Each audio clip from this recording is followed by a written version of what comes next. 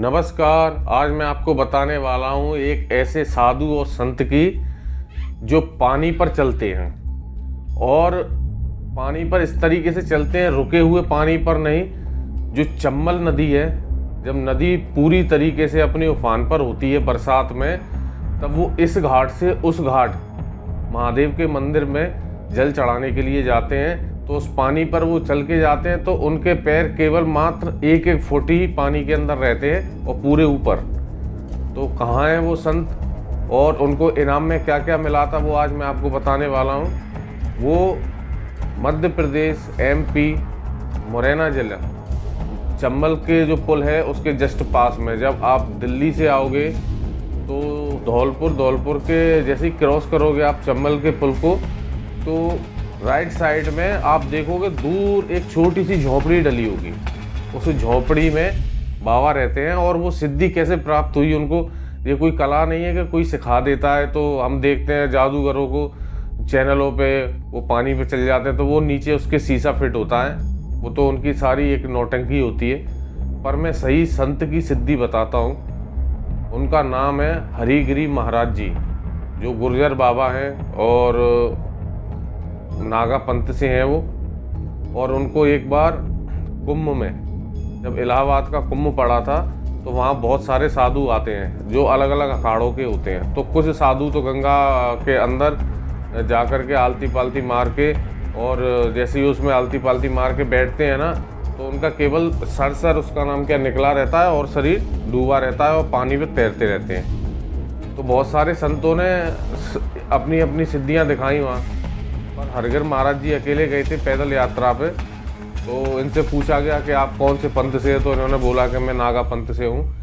तो कुछ लोगों ने, साधुओं ने इनका मजाक उड़ाया कि तुम्हारे पास क्या सिद्धि है, तुम दिखाओ। तो बाबा ने बताने से मना कर दिया कि नहीं, मेरे पास कुछ नहीं है। तो उस जितने भी साधु संत थे सब बाबा का मजाक उड़ाने लगे। तो बाबा का मजाक उड़ते फिर बाबा ने, जो उनके सर पर एक कपड़ा बंधा हुआ था गेरुआ रंग का, वो कपड़ा उन्होंने ले करके और गंगा मैया के ऊपर डाल के और हाथ जोड़ करके उस पर खड़े हो गए और वो कपड़ा डूबा नहीं। उस कपड़े पे खड़े होकर के और गंगा मैया से निवेदन किया कि मुझे उस पार ले चलो।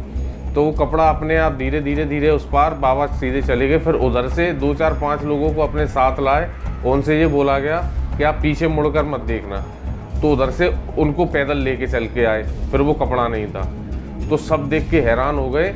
तो वहाँ के जो अखाड़े के जितने भी थे जो इलाहाबाद के अंदर, तो उन्होंने उनको 10,000 नागा, एक चांदी का त्रिशूल और एक हाथी उनको इनाम में दिया। पर उन बाबा ने लिया नहीं कि मुझे इनकी ज़रूरत नहीं है, ना मैं इनके लिए साधु हुआ हूँ। तो वो बाबा अपने कैसे तपस्या करते हैं जब उनको ये सिद्धि प्राप्त हुई है। पर वो कोई ऐसी खेल नहीं है, बिना गुरु के तो ज्ञान नहीं मिलता है। तो आप लोग बिल्कुल ट्राई मत करना इस चीज़ को। जो आपने बाजरा सुना होगा, तो बाजरा के जो पेड़ होता है, जो खेतों में बाजरा होता है, जब अपन उसको जोड़री बोलते हैं, करब बोलते हैं, तो उसकी टटियाँ बना करके चारों साइड से, जब ठंड का सीजन होता है तब वो तपस्या करते हैं पानी के अंदर। चारों साइड से उस टटिया को पानी में लगाएंगे कि इसलिए मछली अंदर ना घुसे और चुंगे ना। फिर उस पानी में डूब करके जब भगवान का वो भजन करते हैं तो उससे उनको वो सिद्धि प्राप्त हुई। उसको बोला जाता है, सिद्धि का नाम जल थम। तो जल थम जो सिद्धि है वो अपने आप उनको मिली।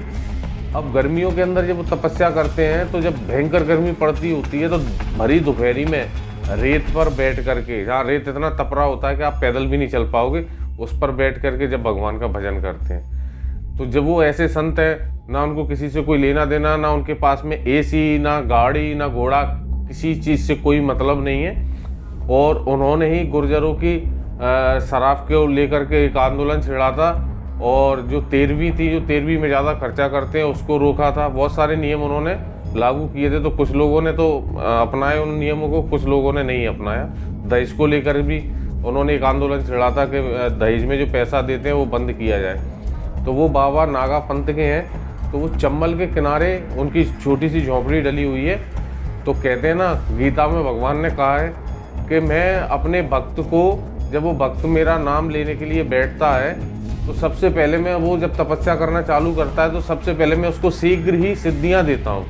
सिद्धियां इसलिए दी जाती हैं कि वो भक्त कहीं ना कहीं उस सिद्धियों को पा करके अपने गुमान में खो जाए और उस जगह से रास्ता चेंज कर दे अपना, वो अपने आप को भगत समझने लगता है। तो इसलिए भगवान ने तो साफ गीता में कहा है। पर ये संत ऐसे हैं, इनको किसी के एसी और पैसे से कोई लेना देना नहीं है, बस एक कमंडल है और तन पे कपड़े हैं और कुछ नहीं है इसके अलावा। खाना पीना कब खाना है किसी का कुछ पता ही नहीं है, बस एक झोंपड़ी में रहते हैं। उन बाबा का नाम हरगिर महाराज जी है।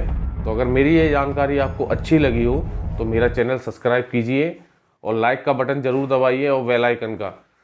अगर आपका सपोर्ट बना रहेगा तो मैं वीडियो बनाता रहूँगा, अच्छे अच्छे वीडियो, जिससे आपको नॉलेज बढ़े और आपको सीखें, आप अपने बच्चों को सिखाएं।